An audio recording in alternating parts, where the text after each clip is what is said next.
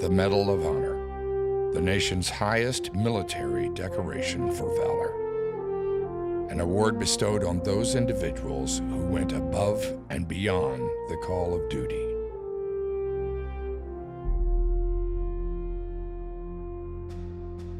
Each and every recipient was and is just an ordinary American who found themselves in extraordinary circumstances.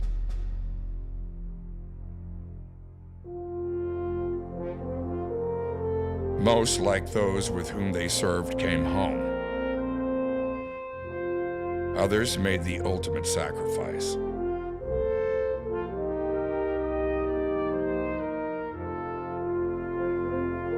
Since the outbreak of the Civil War in 1861, 41 million Americans have served in our nation's armed forces.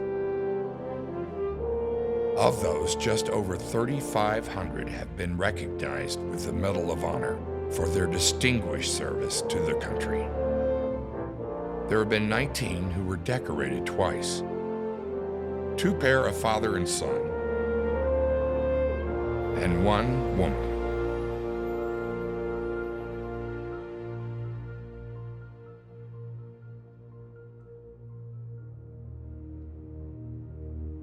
It started here, in Chattanooga, back in 1862, when a daring mission by a group of volunteer Union soldiers was undertaken to go behind Confederate lines and capture a locomotive just north of Atlanta.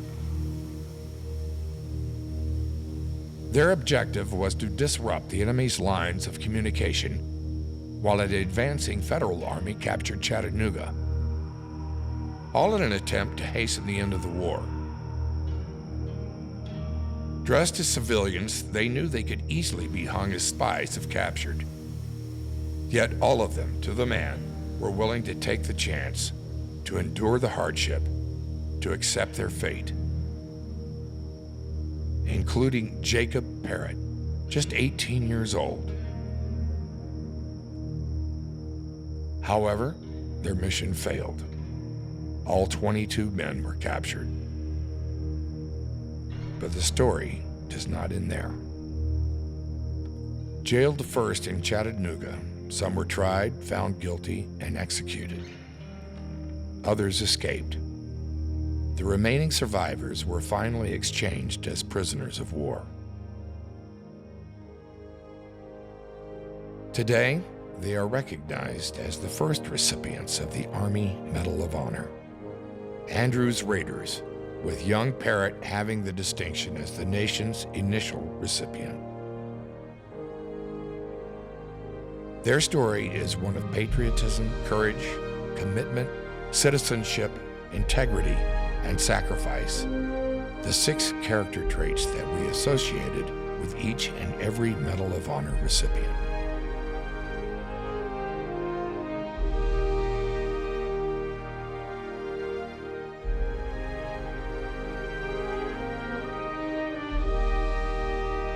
One only has to look as far as our nation's Medal of Honor recipients to understand and appreciate the meaning of character. Most will tell you that nothing they did is any different than those they served with would have done, that they did not deserve any distinct recognition. Yet each upholds the importance of the medal and what it represents.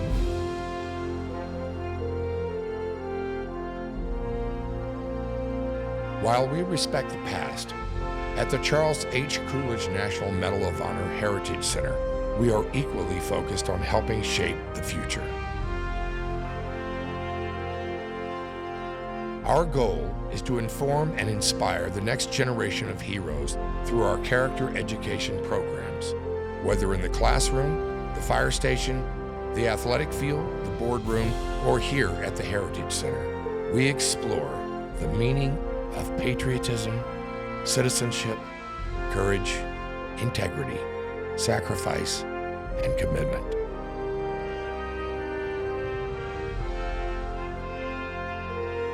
In sharing the powerful stories of Medal of Honor recipients, we all discover ways to be better citizens, help others, and create lasting positive change in the world.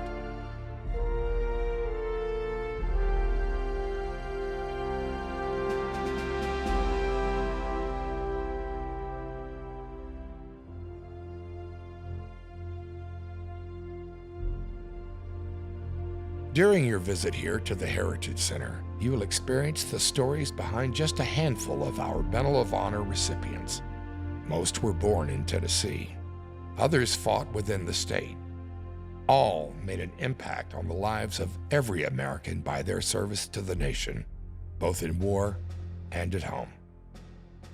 And it all began on a rainy day in April 1862, a few miles down the tracks.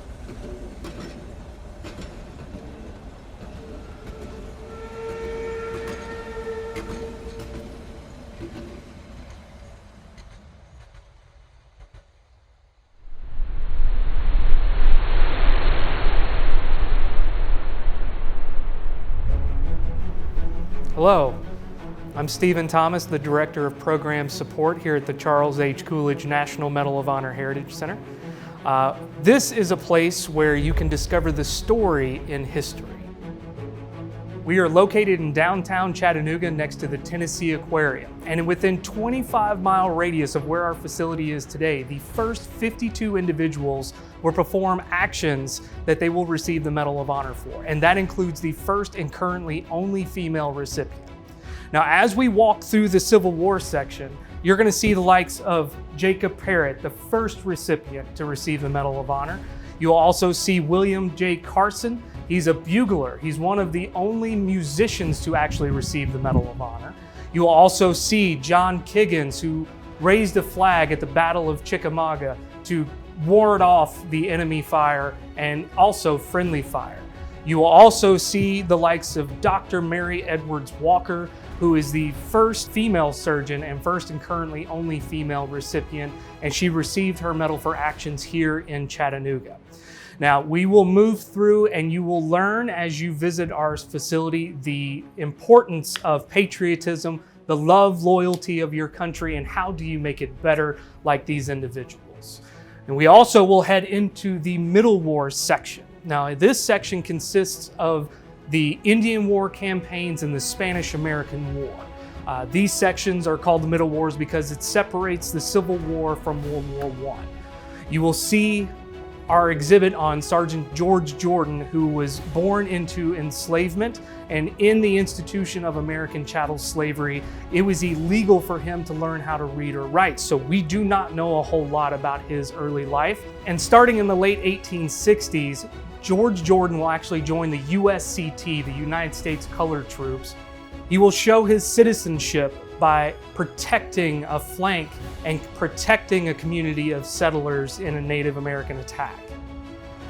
And we will head through the citizenship kiosk into our World War I section.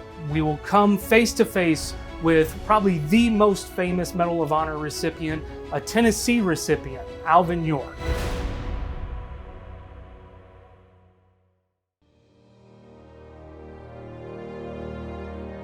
He was 30 years old when he was drafted into the Army in 1917. And though Alvin York had never ventured very far from his home in Fentress County, Tennessee, his impact on our national memory of the American experience in World War I and the overall awareness he brought to the Medal of Honor are still felt today. Throughout his life, the road for York was never easy. Lacking little formal education, he worked road construction and other manual labor jobs as a young man to support his impoverished mother and siblings after the accidental death of his father. Considered rough and rowdy, he turned to pacifism in his 20s as a path to personal redemption, a stance that later complicated his role in the Great War. When the United States entered World War I, Alvin York initially sought conscientious objector status. He refused to fight. However, his perspective on violence evolved during basic training, and when he shipped out as a member of the 82nd Division for France in April 1918, he had developed a reasoned understanding that the death and carnage associated with war was a necessary evil. In October of 1918, Alvin York was pinned down in the Argonne Forest by a German machine gun. His 6 men that was on the patrol with him were gunned down. He's all by himself on the side of a creek, faced with the decision of what to do. Calmly, he chooses the plan to start picking off members of the machine gun crew. He runs out of ammunition for his rifle, and at this point, the German officer makes the decision to send his soldiers out to rout Alvin York out of his position. Because Alvin was out of ammunition for his rifle, he pulls his M1911 semi-automatic pistol and he picks off all of the Germans that were coming at him. He exhausts ammunition from his pistol, but the German commander decides to surrender to York soon thereafter. News spread quick and York would receive the Medal of Honor for his courageous actions. After the war, York wasted very little time becoming a proponent of what he saw as one of his greatest weaknesses, education. He would be the founder of the Alvin C. York Foundation, whose mission was to bring educational programs to rural communities throughout Tennessee. He focused on fundraising, where people became very disappointed that he was not telling his story of the action in the Argonne Forest. He would go on to say, quote, "I occupied one space in a 50-mile front. I saw so little it hardly seems worthwhile discussing it. I'm trying to forget the war in the interest of the mountain boys and girls that I grew up among." He battled local and state representatives for funding and to find a location for the schools he was building. York was eventually sued but resigned to develop plans for a rival York industry school. After a series of lawsuits, he would gain control of the institution that started it all and was its president starting in December of 1929. Now, during the Great Depression, the state government had promised funds but failed to deliver. So York mortgaged his farm to be able to fund bus transportation for students. Now, he was ousted as president in 1936, but he continued to donate money. Just like his time in the Argonne, he developed new plans to continue forward educating rural communities.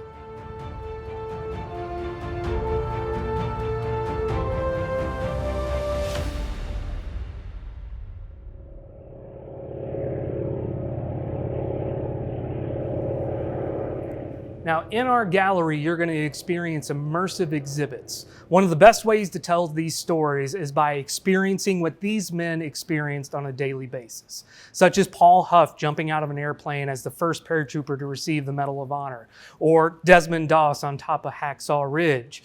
You get to experience what these might have been like for these men.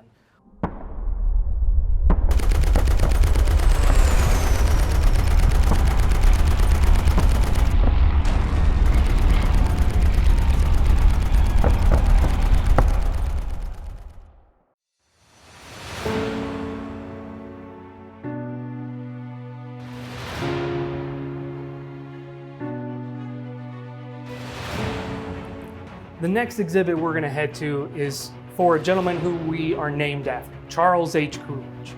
Now, this man talked about integrity his entire life and what it meant to take care of people and do what you say you're going to do.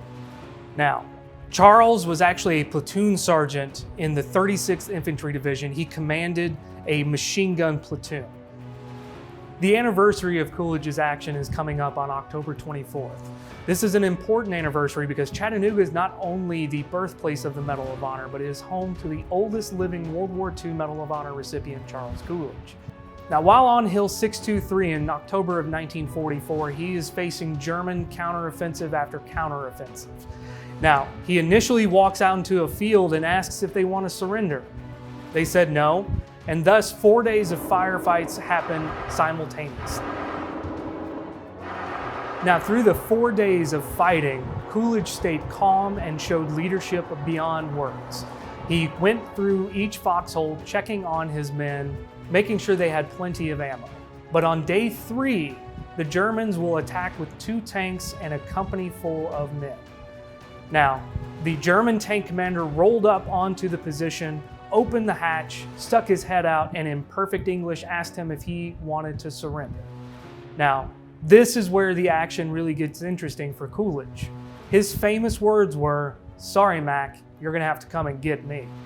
Now, if that doesn't show integrity of not wanting to give up, I don't know what does.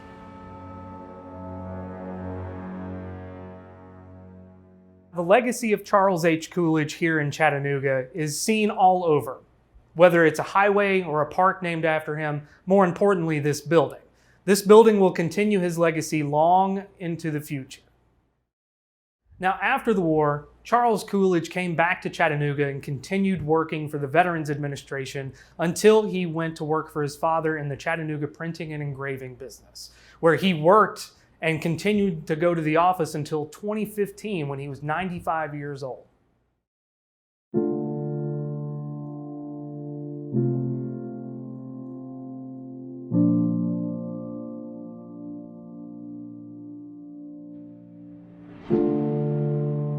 Now, as we move towards present day, we're going to be moving through the Korean conflict, where you would experience stories such as Ray Duke, who sacrificed his life so his men could survive.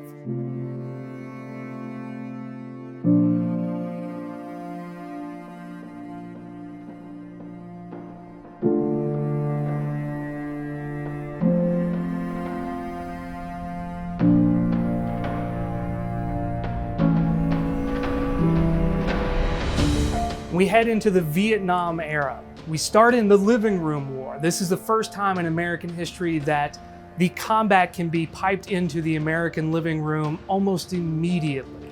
Then we start to head through the heart of valor into the Vietnam War. Now, in the Vietnam War section, you will actually see a fire base and have the experience of a Huey picking up and extracting wounded men.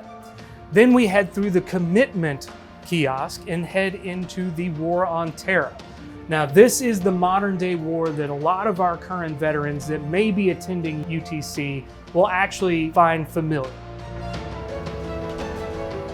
Now, here in the War on Terror exhibit, we focus on Kyle Carpenter. Now, Kyle is very special to us here at the Medal of Honor Heritage Center. His action takes place in November of 2010. He's with the 9th Marine. He's part of a detachment that's giving overwatch for some other Marines. He's on top of a hut with another fellow Marine. Now, as they are giving overwatch, a grenade is tossed up onto the hut. He sees this and he doesn't remember it, but eyewitnesses say that they saw him turn and go to jump on the grenade before it exploded. This is what he calls his alive day, or his bonus round. Now, because of this, he has recommitted himself to his Alive Day and other veterans' Alive Day. He wants to bring awareness to PTSD along with other visible physical scars of war.